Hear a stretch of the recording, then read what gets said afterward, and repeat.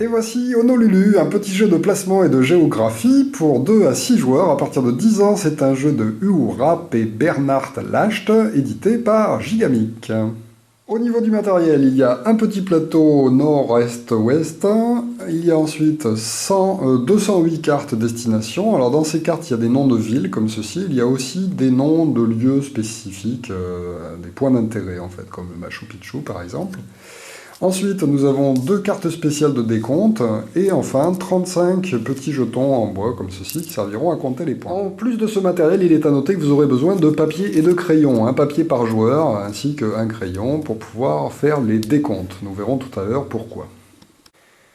Alors pour débuter la partie, on va distribuer 4 jetons à chaque joueur, donc il pourra prendre et placer devant lui. Les autres pions seront disposés au centre du jeu, de façon à pouvoir être distribués en cours de partie. Ensuite, à partir du paquet de cartes générales, vous allez fabriquer 3 paquets de 15 cartes chacun. Et sur le premier paquet, vous placerez une carte escale, on place le deuxième paquet par-dessus, la carte escale supplémentaire, et enfin le dernier paquet. Ça va constituer le paquet de cartes que vous allez utiliser pour cette partie. Les autres peuvent être mises dans la boîte. Mais avant de vous débarrasser de toutes ces cartes, vous allez prendre cependant la dernière et la placer au centre du jeu. Ce sera la ville à partir de laquelle nous allons essayer de placer les autres villes sur un axe nord-sud et ouest-est. Alors, voilà le but du jeu, il va falloir réussir petit à petit à placer aux bons endroits, en fait, les villes que l'on va tirer du paquet général. Les autres peuvent être remises dans la boîte. On va utiliser donc Katmandou dans cet exemple, pour être notre première ville de départ. Alors, le joueur le plus jeune autour de la table va commencer, il va tirer la première carte, donc là c'est Moscou, il va bien dire à tout le monde « j'ai Moscou », et ensuite il va décider de la placer soit au-dessus de la carte de départ, soit à droite, soit à gauche, soit en dessous, en fonction de sa localisation sur un axe nord-sud et ouest-est. Ou ouest-ouest, ouest-est, pardon. Soit l'un, soit l'autre. Donc là, par exemple, Moscou, il pourrait dire, eh bien, je pense que Moscou est situé au nord de Katmandou. Et donc, il dispose sa carte au bon endroit, avant que l'on passe au tour du joueur suivant. Le joueur suivant procède de même, il va donc tirer la carte Tripoli, et il va pouvoir choisir de la placer à droite ou à gauche de Katmandou, là par exemple, ou bien au-dessus de Moscou, ou bien en dessous de Katmandou, ou bien entre les deux, c'est-à-dire entre Moscou et Katmandou. Il a toujours la possibilité d'insérer une carte entre 2 autres cartes.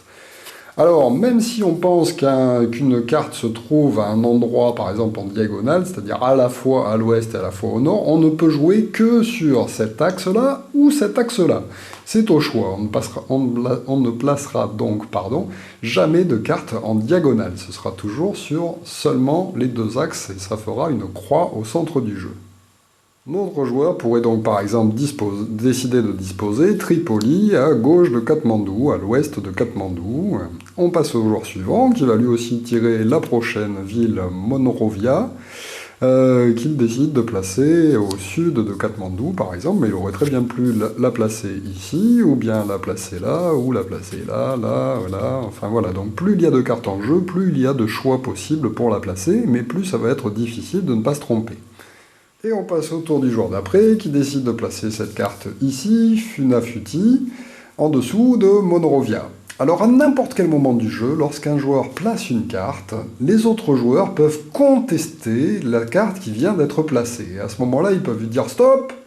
et n'importe lequel des joueurs autour de la table qui a crié « stop » va pouvoir faire une vérification par rapport à la carte qui a été jouée.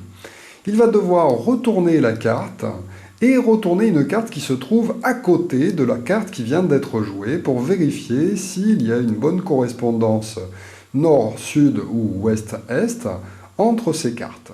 Dans cet exemple, il n'a pas le choix, il est obligé de retourner la carte qui vient d'être jouée par le joueur, et donc la carte qu'il a contestée, ainsi que la carte qui se trouve à proximité, c'est donc forcément celle-ci.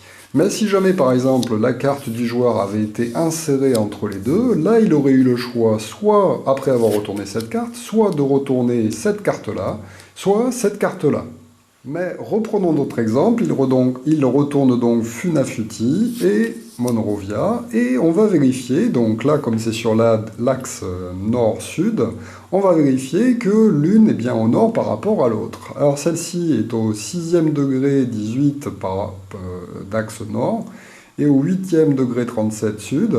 C'est donc un bon placement, effectivement, Monrovia est bien au nord de Funafuti. À ce moment-là, l'accusation était fausse, et comme il s'est trompé, eh bien, le joueur qui a été accusé va pouvoir lui voler un de ses jetons. Et donc, il va prendre son jeton et le mettre chez lui. Ensuite, on va retourner face cachée les deux cartes, puisqu'elles étaient justes, on les laisse en place. Et le tour va continuer à partir du joueur qui venait de poser cette dernière carte. En revanche, si elle avait été placée comme ceci, qu'il avait retourné celle-là et celle-là, celle-ci est bien au nord, celle-là est bien au sud, là par contre l'accusation était juste. À ce moment-là, lorsque l'accusation est juste, c'est l'accusateur qui va prendre un jeton au joueur qui avait placé la dernière carte.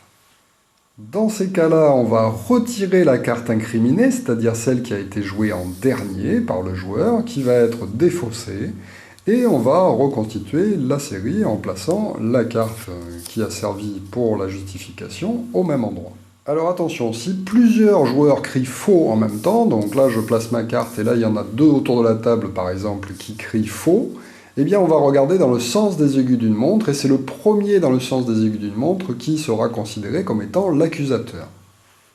Alors si jamais un joueur se retrouve sans jeton, et qu'il doit normalement en donner un, eh bien on prendra un jeton de la réserve qui sera donné au joueur qui a gagné par rapport à lui. Si à un moment donné, pendant le jeu, il n'y a plus de jetons dans la réserve générale, les joueurs pourront faire de la monnaie en prenant des cartes qui ont été déjà défaussées, qui auront une valeur de 5 jetons. Un joueur pourra donc recevoir une carte qui a une valeur de 5 jetons et remettre 5 jetons dans la réserve générale. Alors le jeu va ainsi se poursuivre jusqu'à ce qu'on tire une carte escale, donc après le placement de la carte qui se trouvait au-dessus de la carte escale et l'éventuelle accusation par un autre joueur, on passe à cette phase spéciale où chacun va récupérer un papier, un crayon, et va devoir noter le nombre de cartes qu'il pense être mal placées sur les axes. Alors attention, ensuite la vérification se fera à partir de la carte centrale et on remontera petit à petit les axes dans ce sens-là. Donc c'est important pour savoir l'estimation que l'on va faire. Donc chacun va prendre son petit papier, noter secrètement combien de cartes il pense être mal placées. Donc là par exemple je peux dire 3. Une fois que chacun a parié, on va révéler en même temps ce qu'on avait parié et on va effectuer la vérification à partir de la carte centrale. On pourrait donc commencer par exemple par celle-ci. Hop, les ruines de Sukhothai sont placées à 99 degrés est, 85 degrés est, c'est bon. Moroni, 45 degrés est, là par contre c'est faux par rapport à celle qui se trouve à côté. Donc on met cette carte de côté et on va continuer la vérification avec Asmara. Par rapport au nord, 15 degrés au nord, 27 degrés au nord, c'est bon, elle est donc en dessous.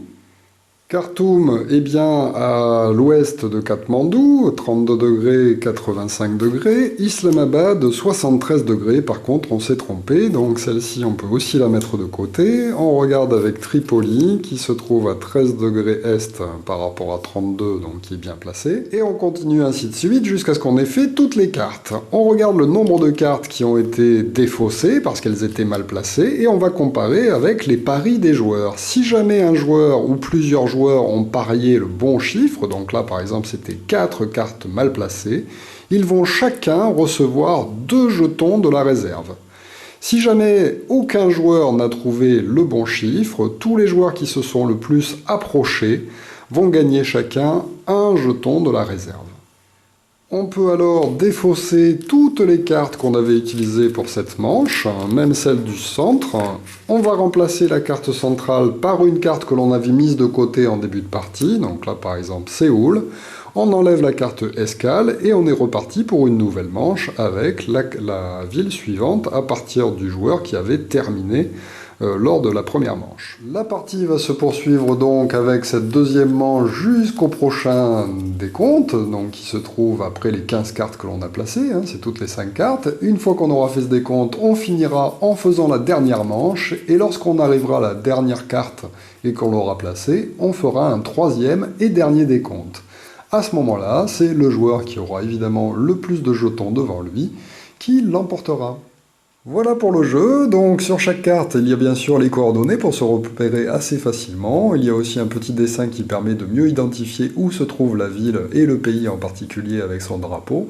Il y a aussi marqué la population du pays, vous pouvez donc jouer avec une variante en jouant sur une seule ligne au lieu des deux axes pour jouer uniquement avec la taille de la population des pays, ça fait une petite variante un peu à la timeline, dont j'ai fait la vidéo règle il y a peu de temps.